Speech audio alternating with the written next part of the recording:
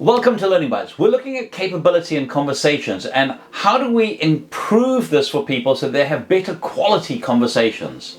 Which conversations have the biggest impact when handled well in a business? I find that the conversations that have the biggest impact when handled well is when we're giving and receiving feedback. If you are effective at giving and receiving feedback, what you'll find is that it helps people to improve and it helps the organization as a whole to improve. Where do people soften or avoid conversations that need to be direct?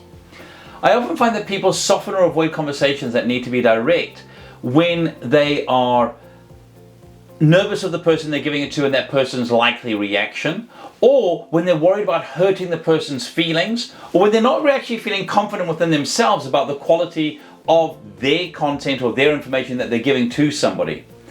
In all of these situations, what we need to realize is that we need to have our facts together. We need to be able to ask a person if they're ready for feedback, can I give you some feedback? And then we need to be clear and direct with care, and in doing that we can make a real difference. What is a practical way that businesses can implement people on their team learning this capability? One of the best ways to do this is to have a culture where feedback is regularly given and received. And I really encourage you to catch people doing things right. When we talk about giving feedback to somebody, you want to be able to state what you saw them do. So be very specific and do this as soon as possible to the action that happened. The 1 Minute Manager covers this off really well.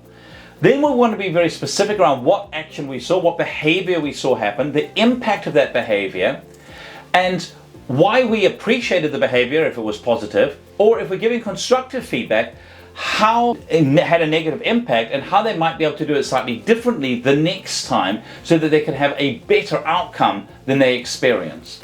I really encourage you as a team to make sure that you are giving and receiving feedback, you're making opportunities for this, that you're drawing every person in so that they're giving and receiving feedback. And as leaders throughout an organization at every level, I encourage you in your one-on-ones with team to ask them for feedback on your leadership ability.